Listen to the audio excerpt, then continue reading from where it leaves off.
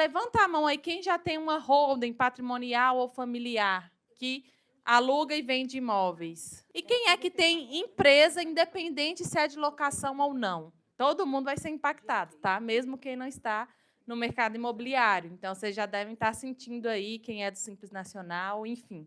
Então, vamos lá.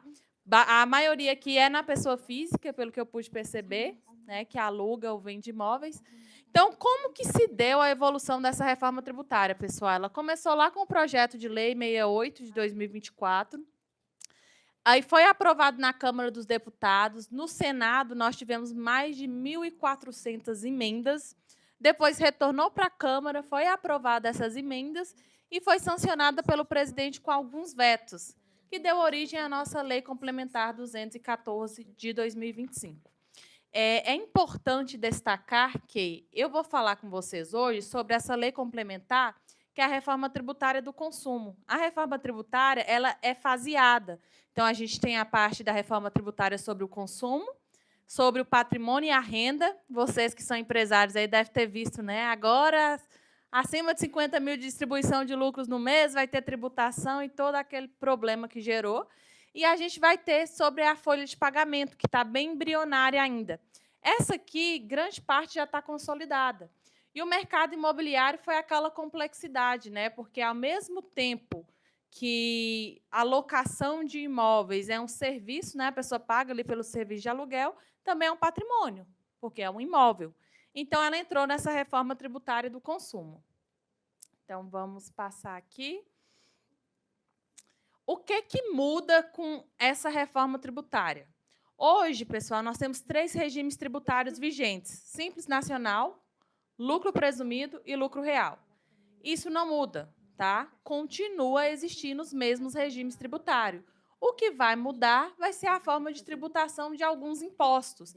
Então, imposto de renda e contribuição social, que são impostos trimestrais para quem é do lucro presumido e lucro real, quem é do Simples paga numa guia única, certo? Então, vai continuar também existindo. O que vai mudar vai ser o CBS e a IBS, que vão substituir alguns tributos. Vamos lá. O IBS, que é o Imposto sobre Bens e Serviços, ele vai substituir o ISS, ICMS e o IPI. Agora, vocês pensam comigo. Hoje, vocês alugam imóveis, o que é que vocês pagam? Só o imposto de renda no Carnê-Leão, né? Quem é da pessoa física. E quem é da pessoa jurídica já faz o recolhimento ali de imposto de renda, contribuição social, PIS e COFINS. Mas a pessoa física só paga o IR. E tem gente que nem faz Carnê-Leão, né? Lá na declaração anual ajusta no ano seguinte. E não tem ISS, não tem ICMS, não tem IPI para a pessoa física, até antes da reforma tributária. Nós temos aqui o CBS, que é a Contribuição sobre Bens e Serviços, que substitui PIS e COFINS, que é federal. E esses tributos aqui, que é o estadual mais o municipal, e o CBS, que é federal, eles vão ser geridos pelo comitê gestor. Fran, o que é esse comitê gestor? O comitê gestor ele vai receber todo esse valor e ele vai fazer a distribuição para os entes federativos. Então, ele vai ficar responsável, por exemplo, hoje, a legislação tributária brasileira é uma das mais complexas do mundo. Se a gente pega ela, ela tem uma regra ali, lá na frente tem uma regra que contradiz com a própria regra que tem dentro da legislação. Então, fica até difícil de interpretar. Então, realmente é muito complicado. E o comitê gestor, a promessa dele é justamente facilitar, né? Então, essa reforma tributária ela veio para redistribuir a renda, ela não veio para... Porque, às vezes, a pessoa fala, vai ter uma reforma tributária e vai ter menos impostos. Então, não tem redução de tributos, tá? O que eles estão fazendo é tentando equilibrar. Por exemplo, empresas que prestam serviço, a vida toda, ela sempre foi mais lucrativa que o comércio. E agora eles estão equilibrando aí, então as empresas de serviços também vão sofrer um pouquinho mais.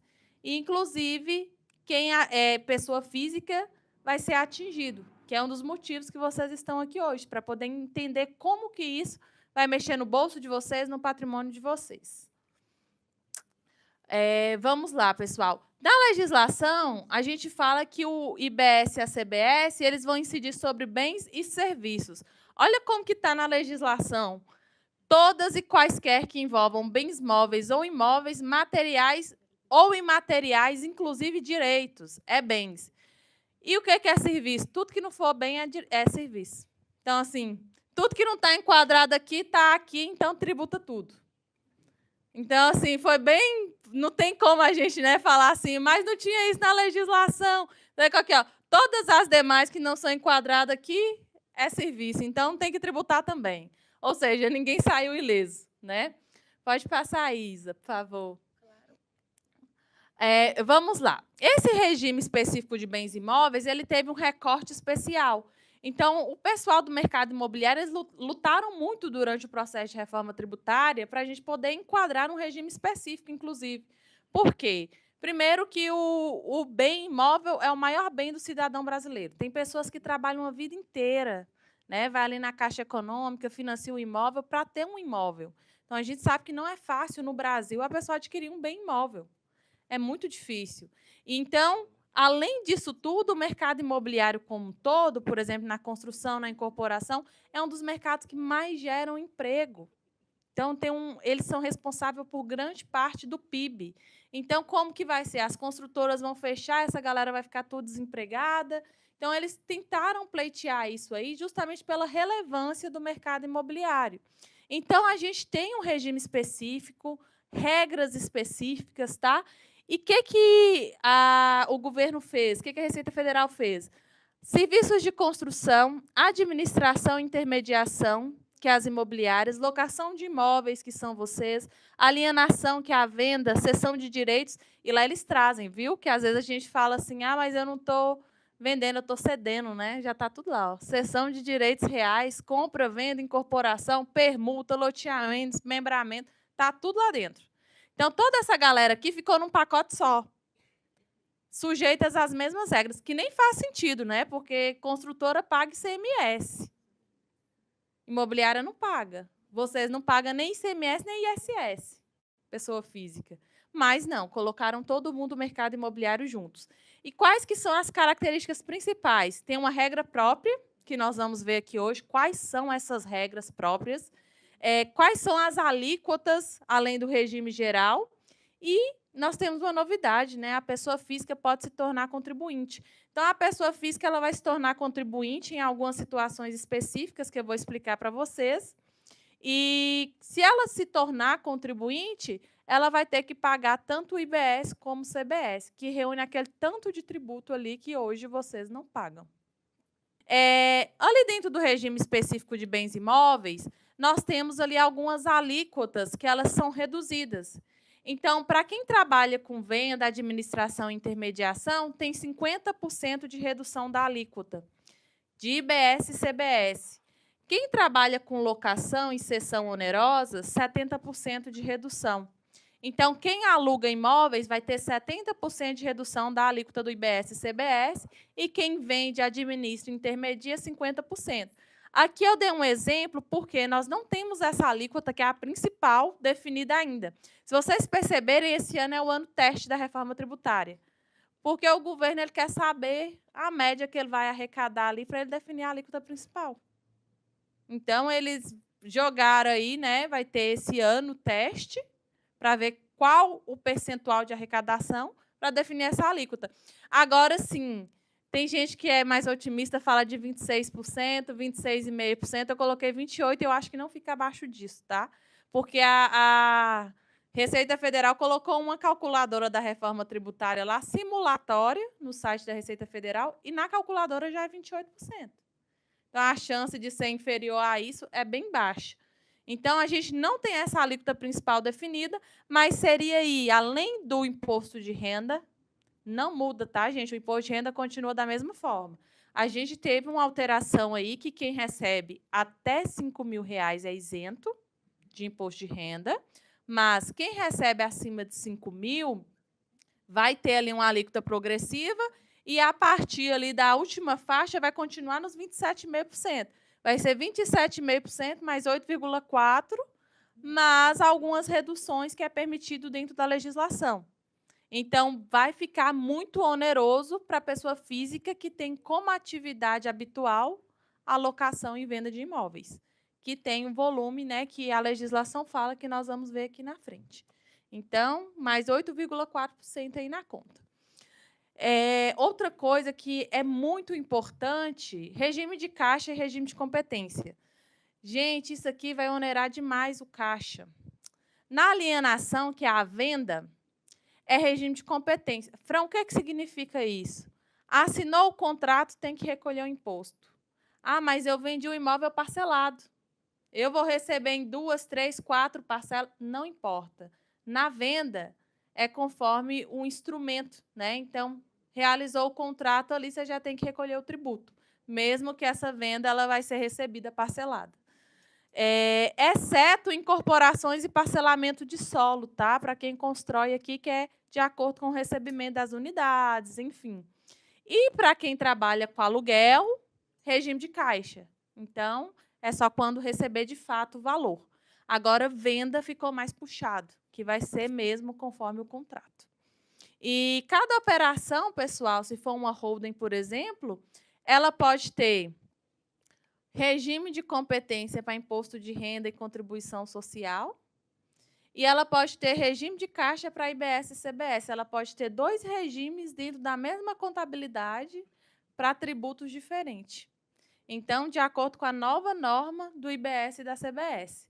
Então, por exemplo, se é uma holding que ela trabalha com regime de caixa para apuração de IR e contribuição, aí na venda ela vai ter que apurar por competência a venda, mas os outros tributos têm que apurar o regime de caixa. Então, tem aí uma dificuldade maior de apurar essa tributação. Então, tem que ter bastante cuidado, inclusive, para não ter apurações inadequadas, né, e onerar ainda mais. Vamos lá. Outro detalhe, eu estou apresentando aqui para vocês quais são as regras específicas, né? E eu vou falar um pouquinho sobre o redutor social, porque não é só aqueles 8,4% que eu passei ali de locação. Nós vamos ter alguns redutores, dentre eles o redutor social. Então, nas operações residenciais, cada unidade residencial nova vai ter 100 mil de abatimento da base de cálculo. Então, vender uma unidade residencial nova, somente nova, tá? Então, geralmente, construiu e é a primeira venda. Fran, mas eu comprei, eu não morei, ele continua novo? Não, só pode ser utilizado uma vez. Então, esse redutor aqui é só unidade residencial nova. Lote residencial, R$ 30 mil por lote residencial. E os imóveis, eles vão ter R$ 600 de abatimento da base de cálculo. Então, se você tem um imóvel de R$ 5 mil, para você apurar o IBS e a CBS, vai ser 5 mil menos 600, para depois você aplicar os 8,4%.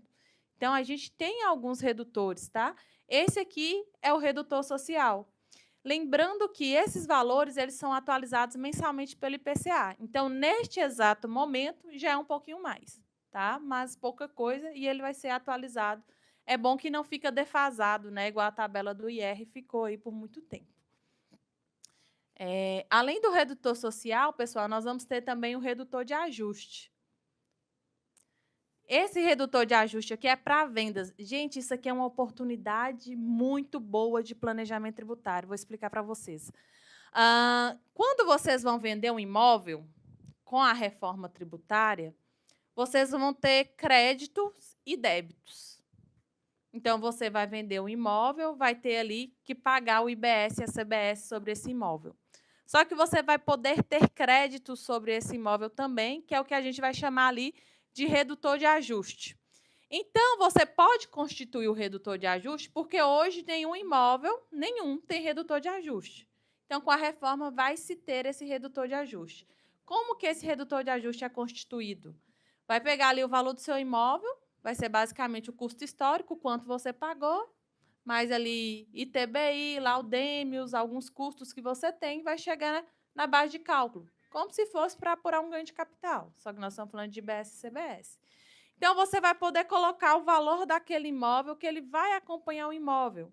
Então, se você tem ali um imóvel que o redutor de ajuste dele é 200 mil e você vai vender por 500 mil, você vai poder abater esse redutor de ajuste, que ele vai te gerar crédito, que é os 200 mil. como se fosse uma diferença do ganho de capital, sabe? Só que aí você pode tanto fazer pelo custo de aquisição, custo de construção ou valor de referência. Esse valor de referência aqui é uma oportunidade muito boa. Por quê? O valor de referência, a Receita Federal ela vai dar o valor de referência dos imóveis. E de 26 para 27, por exemplo, lá em janeiro de 27, eu tenho um imóvel que está na minha declaração da pessoa física por R$ 50.000. A valor de mercado, ele vale 800 mil. Então, nessa virada, você vai ter a possibilidade de colocar ele no valor de 800 mil. Constituir o redutor de ajuste. Isso, gente, só de dezembro de 26 para janeiro de 27. Quase nenhum tributarista sabe disso, mas está lá na legislação e é possível, tá? Então, quem já possui imóveis pode constituir esse redutor de ajuste. Isso aqui, inclusive, é uma chave muito boa para planejamento patrimonial. Então, se você consegue colocar 800 mil e vender no outro mês por 800 mil, você não tem que pagar IBS e CBS. Vai zerar. Então, quando a gente for constituir esse redutor de ajuste aqui, se você não constituir pelo valor de referência, ele vai ficar pelo custo de aquisição. Então, não vai mudar muita coisa. Certo? Então, a gente tem que ficar atento para quando eles liberarem para constituir os redutores de ajuste. E essa aplicação vai ser a partir de 1º de janeiro de 2027. Então, se você tem um imóvel na pessoa física, você coloca na sua pessoa jurídica, você integraliza ele ainda esse ano pelo valor da declaração da pessoa física, ano que vem a gente já constitui o redutor de ajuste e consegue vender ele pagando uma tributação muito baixa. Então, tem essa possibilidade. Tá? Então, a legislação ela tem algumas partes ali que dá para fazer, que é benéfico. Só que você tem que entender, você tem que ler. Às vezes não dá tempo nem da gente ler, vai ver, já passou o prazo, né?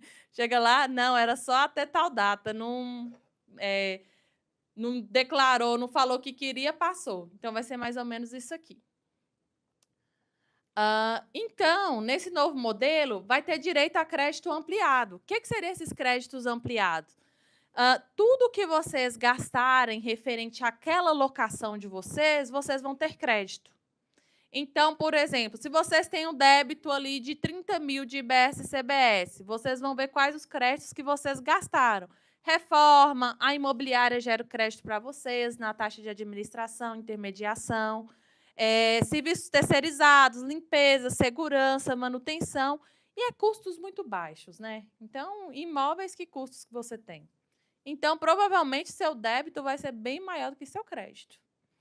Provavelmente, porque no mercado imobiliário é uma limpeza, uma pintura. Então, é um crédito muito baixo. E vai depender do regime tributário do fornecedor. Se é que o fornecedor tem CNPJ, né?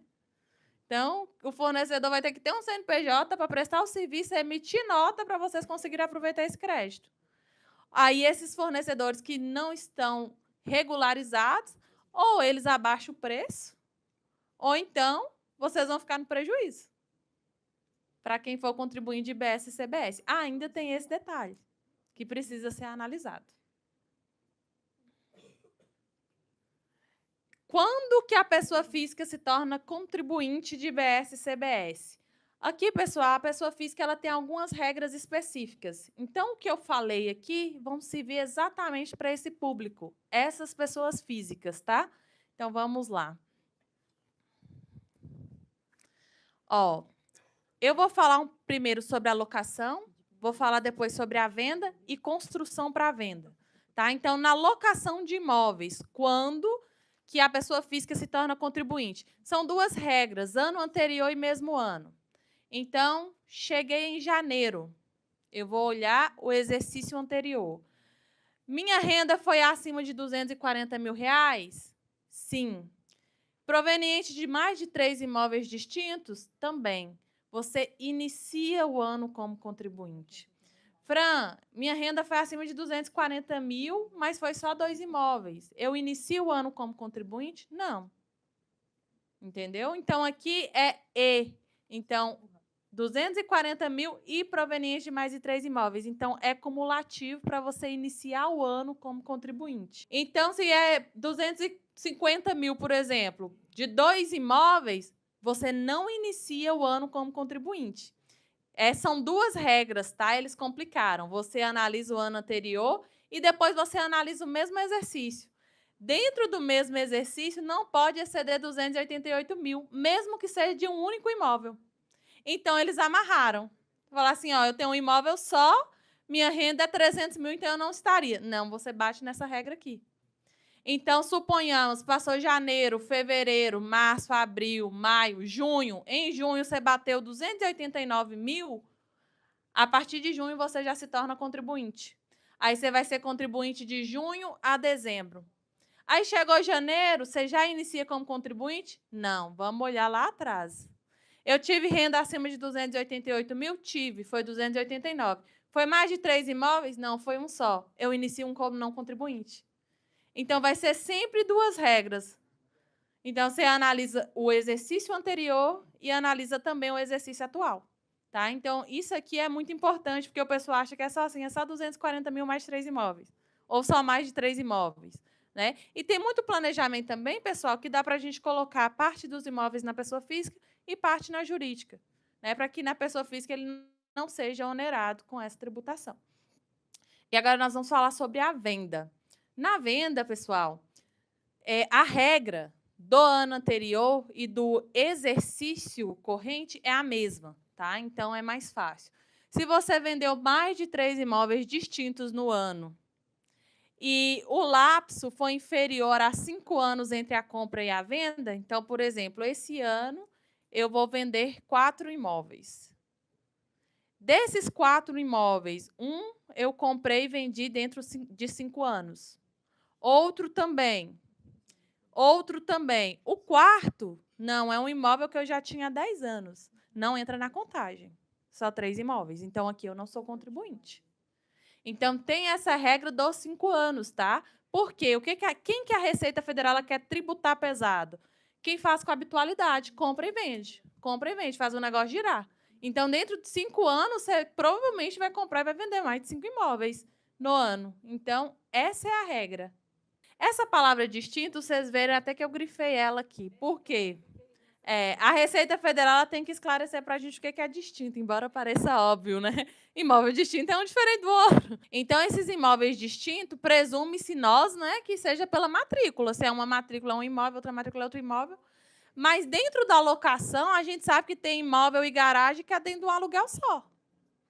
E aqueles imóveis lá que é tudo bagunçado e você coloca uma locação só, vai considerar o contrato de locação? Porque se uma garagem for contar como imóvel, muita gente aí vai entrar na regra. Então, assim, essa palavra distintos, ela precisa ser esclarecida pelo comitê gestor. Então, eles têm que trazer um esclarecimento do que vai ser considerado distinto mesmo, tá?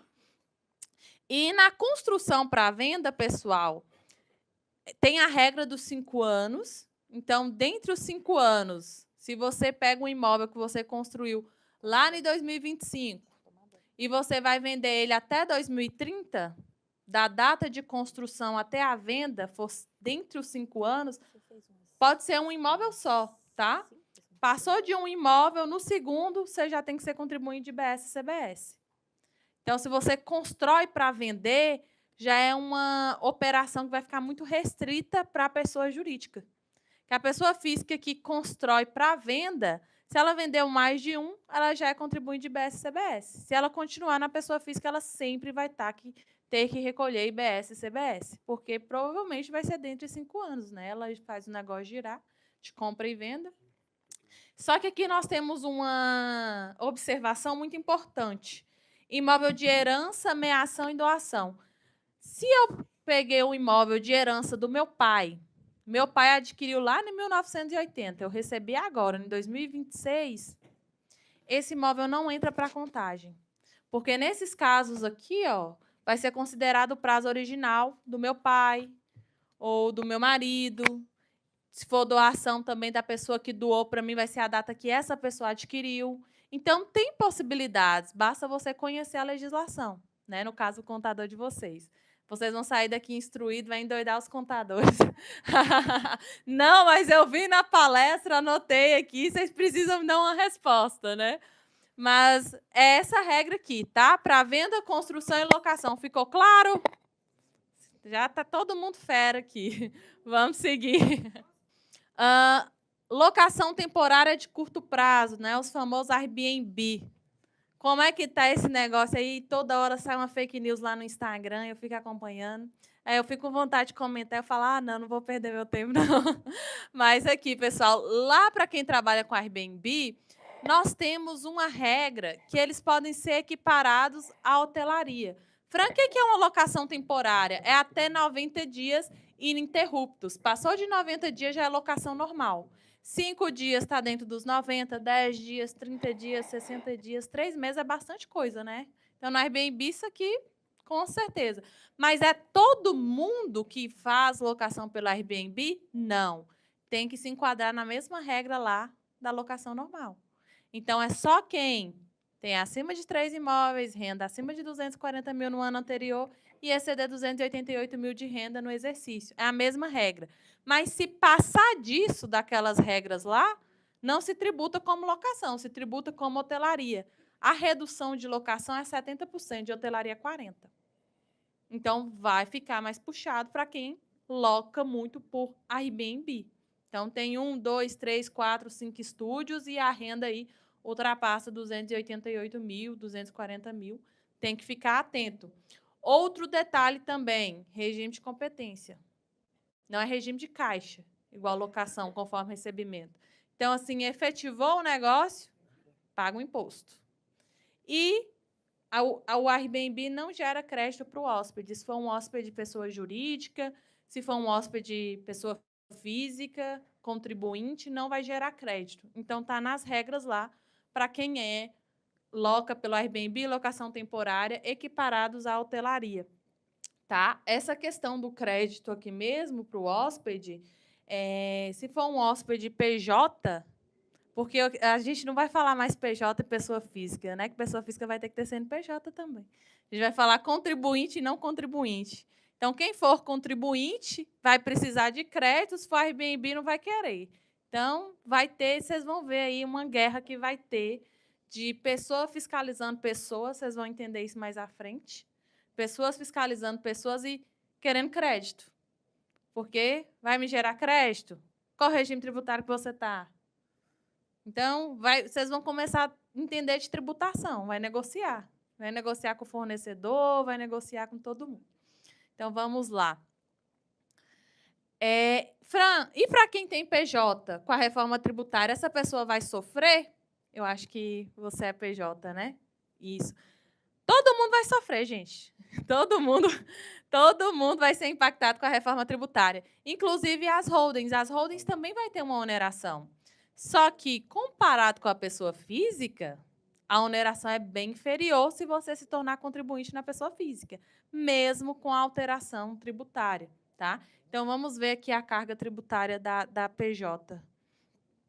Na PJ, pessoal, nós vamos ter a mesma redução de 70% na alocação. Por quê? Contribuinte e não contribuinte, né? Para a gente não importa se é pessoa física ou jurídica mais. Pro IBS e CBS, tá? Nós vamos ter ali o redutor de R$600 por imóvel, né? E tem a questão da exigência de créditos para imobiliárias também, porque a PJ ela vai ter crédito. Então, se você aluga por conta própria, por exemplo, você já perdeu o crédito da taxa de administração e de intermediação, que a imobiliária te geraria. Então, já tem um ponto aqui. E na venda de imóveis próprios, a mesma regra também. Você vai ter ali redução de 50% das alíquotas e aplicação dos redutores de ajuste e redutor social. Redutor de ajuste é aquele que nós vamos constituir na virada de dezembro para janeiro. E o redutor social é aquele que eu falei, né? Até 100 mil por imóvel residencial novo, 30 mil por lote.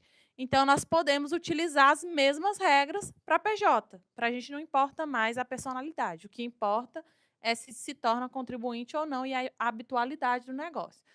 Vamos para os cálculos agora. Aqui, pessoal, só para vocês entenderem. Uma pessoa jurídica hoje, ela paga de 11,33 a 14,53 de impostos, IRPJ, CSL, PIS e COFINS no lucro presumido. Com a reforma tributária, vocês vão ver que vai ter majoração ali, ó, vai de 16 a 19. Aumenta, Fran? Aumenta.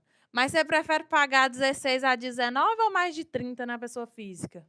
se você se tornar contribuinte. Então, é complicado. Então, às vezes, a gente deixa ali uns 2 imóveis na pessoa física que não bate ali a limitação e não chega nos 27,5 e traz o resto para a jurídica. Então, dá para fazer bastante coisa aí, tá? Então, quem é casado, dá para analisar o regime de casamento, né? Se é comunhão parcial, se é comunhão total, o que dá para fazer. Então, tem muito planejamento tributário ainda que dá para ser feito, que dá para fugir de muita coisa, mas com muita responsabilidade, né? E com muita inteligência contábil. Vamos lá, pessoal. E nós temos a nossa base de cálculo, tá? E a legislação deixou bem claro para que é para não ter dúvida se multa e juros entra na base. Entra, é receita. Vai ser tributado também, ó. Acréscimo decorrente de ajuste do valor da operação. Então, se você vendeu, tem que recolher para o regime de competência. Lá na frente, com juros e multa ficou mais alto, tem que recolher a diferença. Juros, multas, acréscimos, encargos.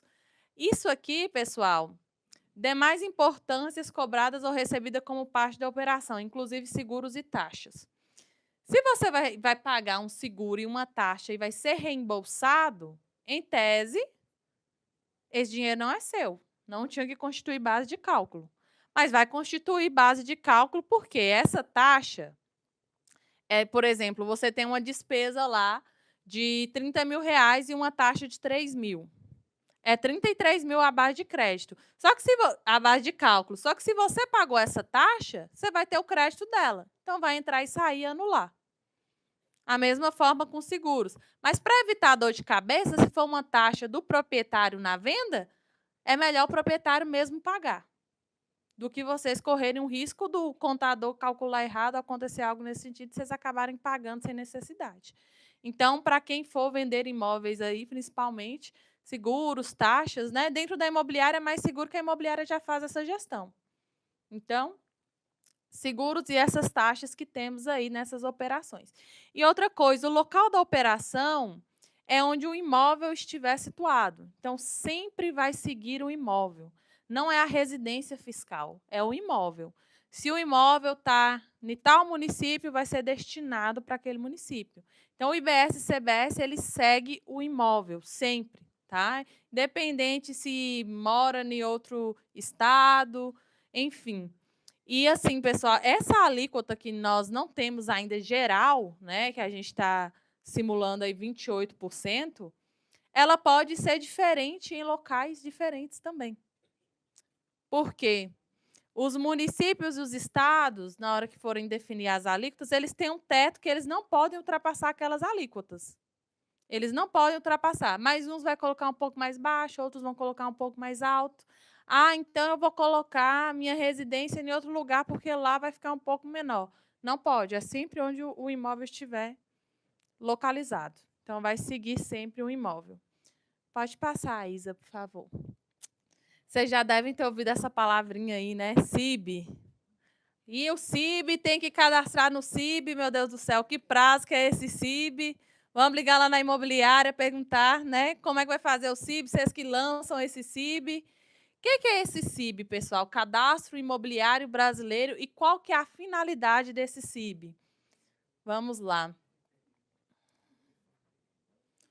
O CIB, ele vai ser um cadastro nacional de todos os imóveis. Todo imóvel vai ter que ter um CIB. Quem vai colocar esse CIB? Não são vocês, não é a imobiliária, não é o contribuinte. Esse CIB, ele vai vir do comitê gestor, não é da pessoa física, tá? Então, vai ser um código válido em todo o território nacional para cada unidade imobiliária georreferenciada. Então, eles vão pegar a área, a posição geográfica do mapa, para saber a metragem do seu imóvel, até mesmo para estipular o valor do seu imóvel. Então, toda a área georreferenciada, eles vão pegar todos os imóveis e até dezembro do ano passado, todas as prefeituras, cartório, fizeram uma força-tarefa para passar essas informações para o Sinter da Receita Federal. Por quê? Porque tem imóvel que está escriturado, está no cartório, e a gente pensa, o meu não vai entrar, só tem contrato de compra e venda, mas você paga IPTU, a prefeitura mandou. Então, não tem como. Então, tudo. Então, pegou tudo que podia e não podia e está cruzando dados. Gente, a Receita Federal está investindo pesado em inteligência artificial. 100 vezes mais rápido que o Pix, o cruzamento. Só para vocês terem noção da velocidade que eles têm e estão desenvolvendo em tecnologia. Então, tudo aí é inteligência artificial, tempo real. Então, o CIB vai permitir calcular lá o redutor de ajuste, vai permitir a rastreabilidade tributária para verificar se está recolhendo certo, se a nota está batendo, se tudo está batendo. Isso aqui não vai ser um fiscal, não. Isso aqui vai ser tudo inteligência artificial. Vai ser um fiscal que vai pegar aquela pessoa, vai notificar, vai, eu identifiquei aqui, não. Isso aqui é tempo real, tá? E vai ter um valor de referência de cada imóvel. Vamos ver aqui o próximo slide. Como que ela vai definir esse valor de referência? Ela vai ver os preços praticados no mercado, ou seja, é uma tabela FIP, só que de imóveis. Ela vai definir quanto é que seu imóvel vale. Então, você não tem autonomia mais também, não. Quem define o valor do seu imóvel não é mais o captador, não é mais a imobiliária, não são vocês, é a Receita Federal. Brincadeiras à parte, pessoal, mas vai ter mesmo esse valor de referência, não que vocês tenham que seguir, tá? Ele pode ser impugnado, vocês podem questionar a Receita e falar, não, não vale, até porque um imóvel ele pode estar situado no bairro bom, que o metro quadrado é mais caro, mas ser um imóvel que é antigo, um imóvel que não tem a mesma estrutura, como que ela vai colocar o metro quadrado no meu imóvel? Mas por que eles fazem esse valor de referência aqui? Porque se for muito discrepante, ela vai te questionar, vai te intimar. Para quê? Para não parecer que está vendendo para o parente mais barato, né, corretor? Vamos passar a escritura mais por baixo aqui? Vocês pedem direto aí para o corretor. Vamos passar aqui por baixo para eu poder recolher menos ganho de capital e o resto a gente paga por fora. Então, no mercado acontece muito isso. Isso aqui acabou, tá? Porque isso aqui cruza com o banco também. Então, todas as instituições bancárias já estão preparadas para isso também. Então, os cartórios, todos os registros, eles têm localização, tipologia, tudo. Tudo isso aqui. Então, jogou o CIB lá, bateu o CIB, eles cruzam. Aí, na declaração da pessoa física, vai ter o CIB. E todos os contratos de locação, independente se está na imobiliária ou particular, tem que ter o CIB. Na declaração do Carnê-Leão, vocês vão colocar o CIB. Então, esse CIB aí vai ser o códigozinho que a Receita Federal ela vai rastrear os imóveis. Então, ficar bastante atento para quem, principalmente, né, não declara. Então, a gente sabe que no mercado imobiliário, a maioria das pessoas, ou grande parte, não declara 100%. Né? Declara isso aqui eu vou colocar em nome da minha mãe, isso aqui eu vou colocar em nome da minha tia. Não pode, tá? A gente tem que ter cuidado com isso. Eu vou falar sobre isso com vocês. Vou colocar um beneficiário qualquer aqui. Inclusive, hoje, na legislação vigente, se você for colocar um beneficiário, isso foi assunto no CARF, tá? Tem várias decisões judiciais lá, se vocês procurarem, que o pai colocou o filho como beneficiário para o filho poder declarar. Aí a Receita intimou, porque o valor era bem alto, considerável, e se fosse para o pai, ia somar na renda e o imposto ia ficar altíssimo. O filho não tinha renda e jogou para o filho. Aí ela falou assim, me dá o contrato registrado em cartório de você fazendo o contrato de comodato para o seu filho. Não tinha contrato. Como que foi decidido pelo CARF? O pai voltou o valor para a declaração dele, ele tributou no imposto de renda dele e, além disso, o valor que foi para a conta do filho, doação de numerário, tributou ITCD e IR. 2 vezes. Porque se você recebeu e você doou, você pagou ITCD, que o valor era alto, dava ITCD. E volta para a sua declaração da pessoa física e tributa o IR. Por isso que, às vezes, a importância de um simples contrato, que fala assim, eu estou dentro de casa aqui, minha família precisa ter contrato, gente. Isso aqui, na hora da fiscalização, salva. Não, está aqui o contrato, está registrado em cartório, a data de assinatura dá para conferir que foi anterior, porque tem firma reconhecida. Então, contrato de comodato, qualquer contrato que seja, mesmo que entre família, precisa de segurança jurídica, precisa ser registrado. Boa pergunta. Marido e mulher. Gente, quando eles são casados em comunhão parcial ou total de bens, a Receita dá uma colher de chá. porque eles já somam ali as rendas dos dois, já cruzam os dados dos dois. Às vezes um tem 50%, o outro tem 50%, está na declaração de um só, outros fazem declaração conjunta. Então, essas pessoas, ela já soma. Então, é ainda o que não dá problema. Marido e mulher casado em comunhão parcial ou total, que às vezes vai na conta de um ou na conta de outro, ainda mais tranquilo. O correto é ir 100% na conta do locador mesmo, que consta no contrato. Mas se for para a esposa e ela for comunhão total ou parcial, é mais tranquilo, porque no final a receita sempre cruza do casal. Agora, se for regime de separação total de bens, aí complica. É cada um com o seu bem, cada um com sua renda, cada um com sua conta. Não pode pedir para depositar na conta da esposa, não. Porque cada um é tudo separado. Não junta, não soma, é separação total de bens. Tá? Então, se vocês têm beneficiários distintos, pelo menos faz o contrato aí de comodato. Dentro desse contrato, vocês vão constar que vocês dão autorização para essa pessoa locar o imóvel. Que aí ele pode locar. Tem que fazer um aditivo contratual para constar em nome da nova pessoa, porque se o inquilino decide declarar, vai cair na malha do mesmo jeito. Você pediu para alterar, a imobiliária alterar de imóvel. Aí o inquilino, né, que como você chega para o inquilino e fala, não é para você declarar não, não tem nem como, né, gente? O inquilino declarar vai cair do mesmo jeito, na hora que cruzar os dados lá. Tá? Então, temos que ficar atento a isso, e isso é seríssimo. Então, dá para resolver durante esse ano, que a fiscalização maior começa a partir do ano que vem. Lembrando que as informações do ano que vem se referem a este ano. Então, ainda tem o risco de quem está ilegal este ano cair mais fácil na malha fiscal. Tá bom? Vamos seguir aqui. Essa palavrinha aqui também você já ouviu demais. Split payment. Né? O split payment está chegando. Como é que nós vamos fazer com esse split payment aí? Esse split payment que eles criaram, pessoal, o que é split? Dividir, segregar. Segregar pagamento, dividir pagamento, basicamente. Isso que é o split payment. E para que eles criaram? Combater sonegação, fraude, inadimplência e a sistemática de débito e crédito. Então, o que seria isso? Caiu o dinheiro lá na conta. Você tem que pagar ao governo, né? Eu pago só dia 20 do mês que vem. Se for split payment, não, que é do governo, já fica retido e só cai na sua conta o líquido do imposto. Aí vai pegar seu débito lá. Sobre esse valor de, por exemplo, R$1.000, você tem que recolher R$200 de imposto. Suposição, tá? Esses R$200 nem chegam na sua mão para você pagar no mês seguinte, não. Já fica lá retido na instituição bancária. Todas as instituições bancárias têm que se adaptar para o split payment, independente se é digital ou físico, banco, se é uma fintech, todas as financeiras. Agora tem uma questão, tá? Porque eles vão vincular esse débito com a nota, a operação. Não me perguntem como isso funciona, porque ainda não está definido. O pessoal sempre pergunta, mas como é que vai fazer?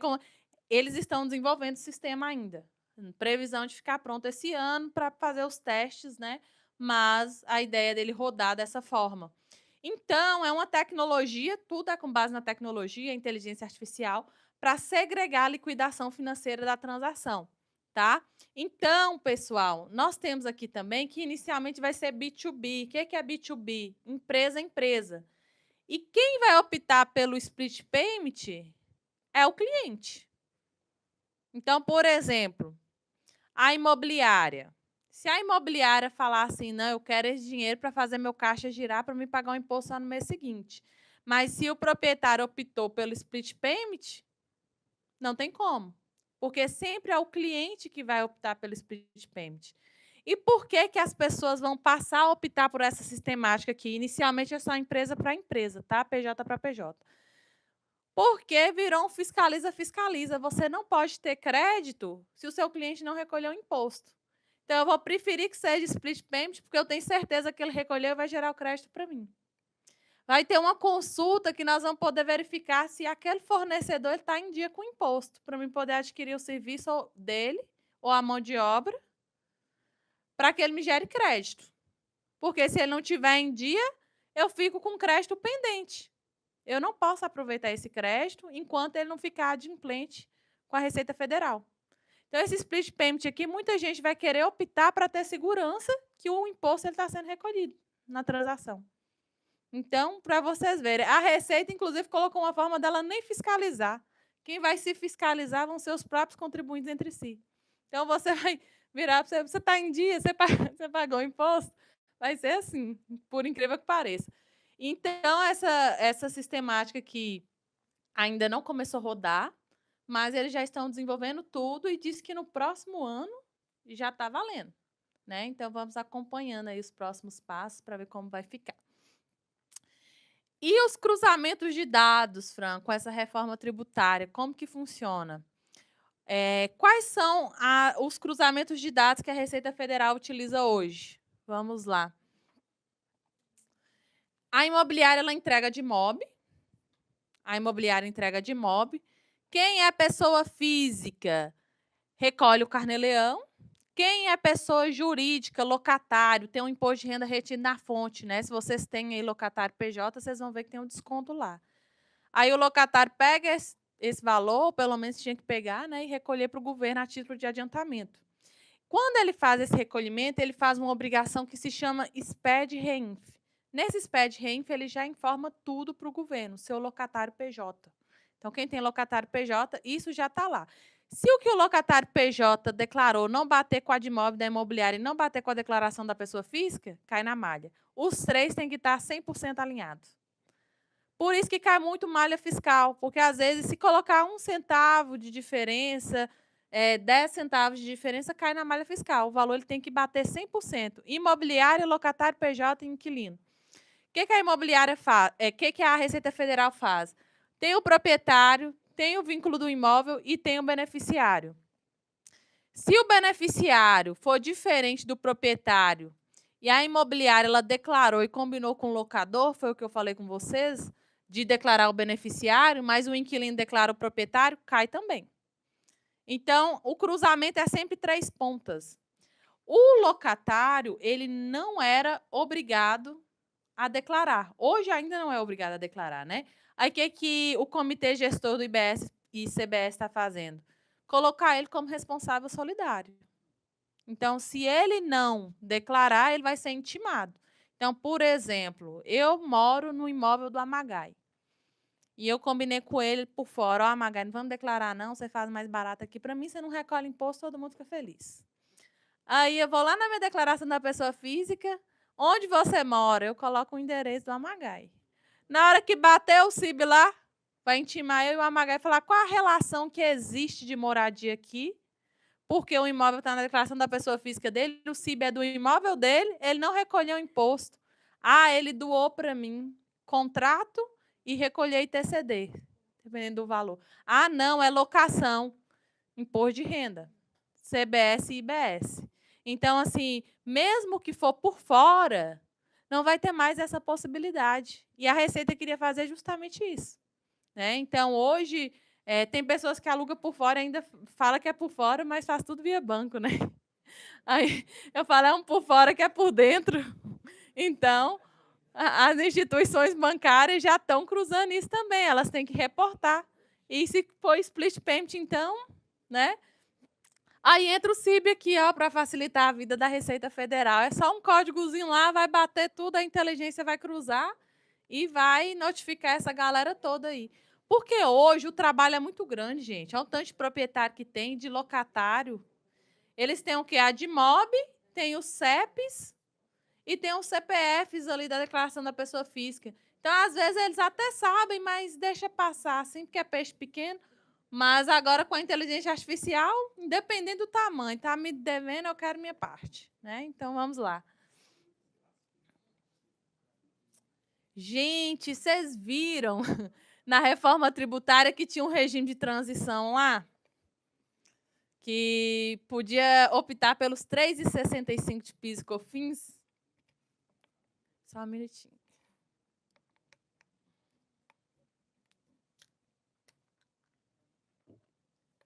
Aí lá na reforma tributária falava, né, do regime de transição. Muita gente procurou as imobiliárias, endoidou, tinha que registrar, não tinha que registrar, como é que ficava isso, né?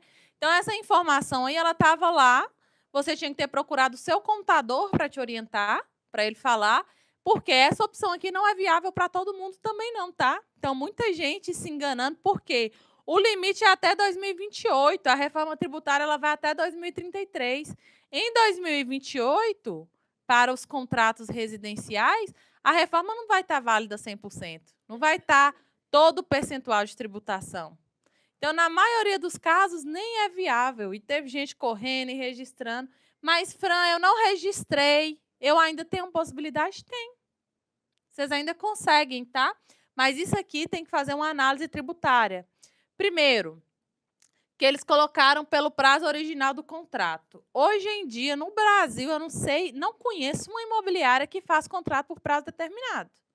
Como que a legislação fala que o contrato tem que ser por prazo determinado, o prazo original ali do contrato, sendo que a própria lei do inquilinato permite que seja por prazo indeterminado? Então, é uma legislação contra a própria legislação. Isso aí vai dar muita confusão ainda. Mas suponhamos que eles vão aceitar esses contratos por prazo indeterminado, tá? Então, os imóveis não residenciais, eles têm que ter sido firmados, né, até o ano passado, janeiro de 2025, registrado em cartório, mas eu não registrei, não tem problema. Você pode disponibilizar para a Receita Federal e Comitê Gestor depois. Como que eu vou disponibilizar? Eles ainda vão falar. Se vai ser no sistema, se você vai ter que mandar uma cópia desse contrato, o que vai ter que ser feito. Tá? Mas ainda há tempo de vocês fazerem essa opção. Então, é 3,65% da receita bruta. Na maioria dos casos, pelos meus cálculos, são imóveis não residenciais de longo prazo. 10 anos, 15 anos. Para os imóveis residenciais também tem essa possibilidade, tá? Mas precisa analisar aí junto com o seu contador se vai valer a pena ou não. Pode ser firma reconhecida ou assinatura eletrônica. A maioria dos contratos hoje são assinatura eletrônica, então vocês ainda conseguem. E se não tiver nem firma nem assinatura eletrônica, basta o comprovante de pagamento para imóveis residenciais no mês seguinte à data de assinatura do contrato.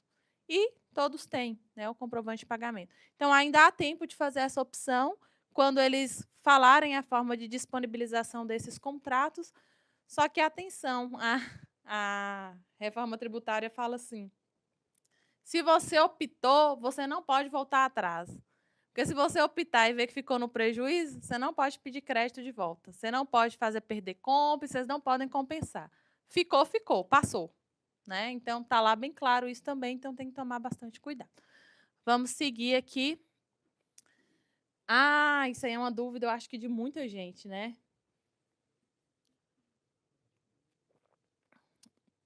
Os locadores, eles têm que emitir nota? Saiu a legislação e o pessoal começou a ficar realmente preocupado, né? Porque o contribuinte passar a emitir nota fiscal, tem muito contribuinte aqui que só tem um contador que faz a declaração da pessoa física anual. Né? Não tem um contador para acompanhar. Você vê que agora muita gente vai ter que ter uma pessoa para acompanhar. Eu estou contribuinte, eu não estou contribuinte. Porque senão vai chegar um momento que você tem multas, juros e encargos a pagar que nem você sabia que tinha, por causa dessa nova obrigatoriedade. Então, é assim, ó, no mês, você bateu a regra, no outro tem que começar a recolher. E se não tiver esse acompanhamento contínuo, às vezes você nem sabe que você estava obrigado. De repente, recebe uma notificação. Então, vai ter esse problema aí também. Sobre as notas fiscais, pessoal, passa aí, Isa, por favor. Sobre as notas fiscais, nós tivemos uma nota técnica divulgada, que é a nota técnica 007, divulgada ali pelo Comitê Gestor. Nessa nota técnica, tem previsão, sim. Eles falaram, inclusive, que era a partir de janeiro, que todos os locadores que eram contribuintes de IBS e CBS, né, que se enquadrassem na regra, tinham que emitir essas notas. Essas notas é de obrigatoriedade do contribuinte. Tá? Então, são vocês, junto ao contador, ao tributarista de vocês, precisam emitir. Só que não tinha o sistema configurado, não tem código de NBS ainda, e eles colocaram na nota que, se for um problema deles, né, do comitê gestor, essa obrigatoriedade está suspensa. Então, não tem multa, não tem penalidade, ou seja, não é obrigatório. Então, podem ficar tranquilos, não precisa emitir nota fiscal ainda, tá? Todas as pessoas físicas ainda e jurídicas vão conseguir emitir esses documentos. E o que acontece? É engraçado que, às vezes, o comitê gestor fala uma coisa, a Receita Federal faz uma nota divergindo do próprio comitê gestor e o município no meio também, né, querendo exigir ali para ele ter uma fiscalização, porque agora todo mundo vai querer te fiscalizar, porque vai tudo para o comitê gestor. O município quer a parte dele, o estado quer e o governo federal também quer. Então tá os três agora para fiscalizar, cada um querendo a sua parte do bolo.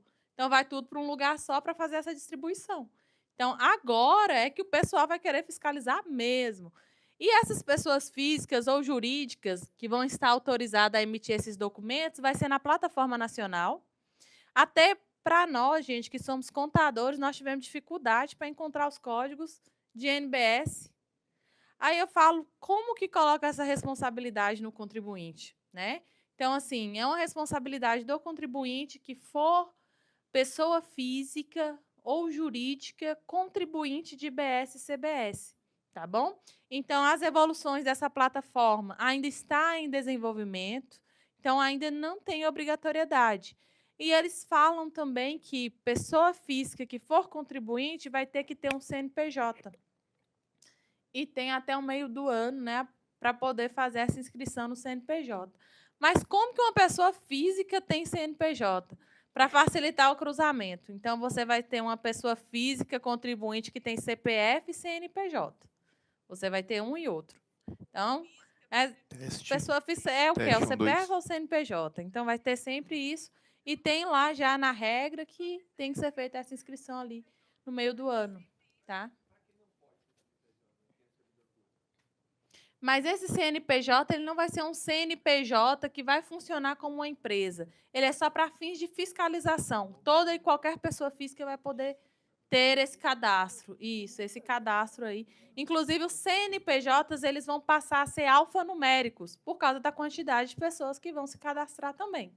Então, não vai ser mais só numérico, vai ter números e letras, né? E os sistemas financeiros, todos os sistemas vão ter que se adequar a esse novo CNPJ alfanumérico. Pessoal, é importante aqui trazer para vocês o limite do papel da imobiliária. Porque, às vezes, nós procuramos as imobiliárias para trazer umas informações que são mais complexas. Só que essas informações, a imobiliária ela não tem um conhecimento técnico para poder te falar. Porque o seu enquadramento tributário depende da sua análise patrimonial. Você pode ter imóvel por fora, você pode ter imóvel em outra imobiliária, você pode ter outras rendas, você pode ter dependentes na sua declaração da pessoa física. Então, são várias áreas que precisam ser analisadas em conjunto. Então, acaba que, às vezes, o cliente ele busca a imobiliária ali, só que essa orientação ela tem que partir do seu contador, do seu tributarista, de um especialista societário. Porque, pelo que eu passei aqui, já deu para vocês verem o tanto que é complexo, né? Então, é muita legislação, é muito cálculo, é muita análise. Então, o ideal é que vocês procurem realmente alguém que possa ajudá-los, né? Alguém que conheça do assunto, que pode trazer uma saída melhor para vocês. Gente, essa transição ela vai de 2026 até 2033. Esse ano nós estamos na fase experimental. Então, são as alíquotas simbólicas que não têm impacto financeiro. Essas alíquotas aí elas vão ser só destacadas, né, igual eu falei com vocês, mas ainda sem impacto no bolso do brasileiro. Ano que vem começa a ser destacado o IBS. Então, aqui o CBS, que é a contribuição sobre bens e serviços, quais são elas? PIS e COFINS, já é extinto ano que vem. Então, é 100% já CBS. Ano que vem, CBS é 100%, não tem mais PIS e COFINS. E o IBS ele começa a ser destacado, porque o ICMS e ISS vai reduzindo gradualmente. Então, as contabilidades vão ter que fazer dupla contabilidade. Vai ter que colocar parte no sistema novo e parte no sistema antigo. E vai ficar escriturando isso até 2033, quando o sistema ele virar totalmente. Então, tem que ter muito cuidado também para saber o especialista que acompanha vocês, né? Se está fazendo ali esse cálculo certinho, se tem essa capacitação. De 2029 a 2032, nós vamos ter ali a progressividade. E em 2033, está 100% vigente o novo regime. Só que até lá, pessoal, tem muita coisa ainda que precisa ser esclarecida, tem muita legislação que pode vir leis complementares, pode eles também cancelarem ou alterarem alguma coisa. Só que hoje, para 2027, isso aqui está 100% válido. Tá? Já está aprovado, já é o que nós temos mesmo, exceto se vier aí alguma alteração maior. Mas, por hora, isso aqui já está valendo para o próximo ano, tá bom? Agora, tem saída, gente. Calma, calma. Fran, ainda compensa constituir uma holding? Que tem pessoas que falam, acabou o tempo das holdings. Não compensa mais, agora acabou tudo, né? Então, assim, não fiquem desanimados. Ainda dá para fazer muito planejamento tributário, dá para reduzir carga tributária, planejamento eficiente e dá para solucionar aí quem vai se tornar contribuinte como pessoa física. Vamos lá. Gente, pode passar. Isso. Vamos lá. Locação de imóveis. Isso aqui é um comparativo para vocês terem uma noção da diferença tributária entre a pessoa física e a pessoa jurídica, tá? Então, renda de 10, 15, 20, 30, 50 e 100 mil reais. Então, aqui está um comparativo da economia que tem entre um e outro, tá? Só que quando você vai para a pessoa jurídica, para uma holding, o que é uma holding, pessoal? É uma empresa jurídica normal, assim como qualquer outra jurídica, que tem como objeto, né? Se for uma holding, pode ser patrimonial, pode ser familiar, que vai ter como objeto ali a administração de imóveis próprios, locação, venda de imóveis próprios e, às vezes, pode ser até uma holding mista. O que é uma holding mista? Ela é operacional e patrimonial ao mesmo tempo. Só que tem que ter muito cuidado com holdings mistas, porque se você tem uma atividade girando ali dentro, você tem funcionário trabalhando dentro dessa empresa e você também tem patrimônio, uma ação trabalhista pode atingir seu patrimônio. Qualquer risco que houver pode atingir seu patrimônio. Então, holdings mistas tem que tomar muito cuidado, tá? E a gente tem a holding simples, a holding pura, a holding familiar. Então, são vários tipos de holding. Mas são denominações de estruturas mesmo e de saídas fiscais, né? Hoje, ainda, a holding é a melhor solução que nós temos. Isso nos Estados Unidos, gente, a pessoa tem um imóvel, ele já faz na holding, já é prática. Uma holding, você senta lá e sai no mesmo dia. Você senta lá e constitui sua holding. Então, aqui no Brasil, além de chegar 30 anos depois, bem atrasado, ainda temos uma complexidade muito grande de fazer essa holding por causa dos encargos. Tá? Então, tem que fazer conta, tem que fazer cálculo tributário. É importante ressaltar também que a holding não é para todo mundo. Cada um na sua individualidade, no seu grupo familiar, porque quando a gente fala de holding e o pessoal fala aí de blindagem, blindagem não existe, tá?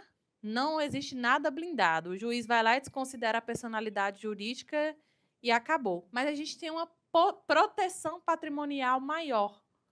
Por quê? Se acontecer algo dentro na sua pessoa física, não necessariamente vai atingir a sua jurídica, se for uma holding só patrimonial. Se você vier a falecer, a gente consegue fazer uma sucessão como se fosse um inventário em vida mesmo, dentro da holding. Lá a gente coloca todas as cláusulas, incomunicabilidade, eu não quero que, se meu filho casar, comunique com a esposa. Inalienabilidade, ele não pode vender esse imóvel enquanto eu estiver vivo. Eu sou o administrador, eu vou receber essa renda e ele só vai ter acesso a essa renda quando eu falecer. Então, tem impenhorabilidade, ele não pode penhorar um imóvel, ou seja, o filho fica como um figurante ali dentro do contrato social. Embora participante, mas o pai e a mãe, né, o patriarca e a matriarca ainda detêm tudo. Só que aí tem que ter cuidado, porque a gente tem muitas promessas de holdings infundadas aí no mercado. A gente tem que ter muito cuidado quando faz um planejamento desse. Primeiro, porque holding não é barata, tem um custo elevado, e a conta que você tem que fazer é: eu vou fazer a holding agora, eu vou ter esse custo, mas depois eu vou estar tranquilo. E essa economia tributária paga o custo que eu vou ter inicial. Ou então, a vida toda, você vai ficar recolhendo imposto a maior. Exatamente, exatamente. E ali você coloca tudo que você quer, dá para fazer acordo de sócios, então dá para fazer uma estrutura jurídica bem robusta, né? E claro, com muita cautela. Porém, tem os custos. Aí vocês têm que analisar. Vai transferir tudo de uma vez? Vamos colocar um imóvel, depois coloca outro, coloca um percentual menor para o filho e assim sucessivamente. Aqui nós temos essa base de cálculo aqui, pessoal, da venda, é lá de Minas Gerais. Cada estado tem sua variação, mas não varia muito não, tá? Então, só para vocês terem uma noção da diferença de 22,5% ali na venda para 5,93%. É uma diferença muito grande. Na pessoa física, é claro que você abate ali o custo, você abate a corretagem, né? Então, você consegue algumas deduções de reformas, melhorias, mas na jurídica é 5,93%. Então, cabe uma análise também. Às vezes, assim, é um imóvel muito antigo, que está na pessoa física há muito tempo, que o valor de aquisição dele está muito obsoleto e não vai fazer tanta diferença, cabe analisar. Então, pode passar. Então, pessoal, dentro da holding, nós temos o que o nosso cliente falou ali, que é o tema 796, que estava em julgamento. Por quê? Quando você constitui uma holding, qual que é a principal preocupação sua? ITBI e ganho de capital. Essa é a principal preocupação. O ganho de capital ele ocorre quando, se você tem um imóvel de 50 mil, a valor de mercado ele é 500 e você vai colocar na holding por 500, a diferença é 450 mil. Você tem que pagar, mesmo que seja de cotas integralizadas. Então, o pessoal leva com o mesmo valor da declaração da pessoa física esse imóvel para as jurídicas. Eles carregam esse valor para não ter ganho de capital. Aí tem a discussão do ITBI. É para pagar ITBI? Não é para pagar ITBI? Na legislação, nós temos uma norma que fala se a empresa ela for constituída com finalidade de locação e vendas, incide o ITBI na integralização de bens imóveis. Então, incide 100% do ITBI. Então, se você constituir sem essa finalidade, em tese, você ficaria isento desse ITBI. Pelo menos 2 anos, tá? Que a empresa tem que ficar sem movimentação preponderante, receita preponderante acima de 50% de locação e vendas. E se for uma empresa mais antiga, você analisa os 2 exercícios anteriores e os 2 exercícios seguintes para verificar.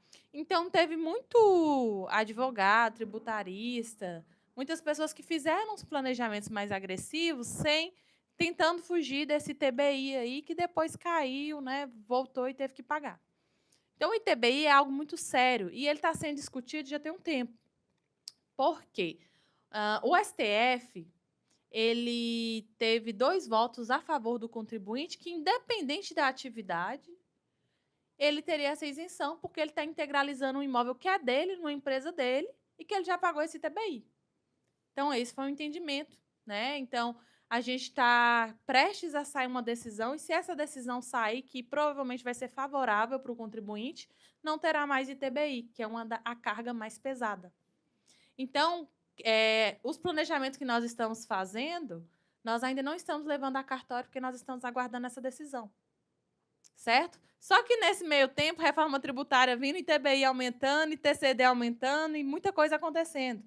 Mas ainda dá para fazer planejamento. Por exemplo, aqui em São Paulo, não mudou a tabela ainda.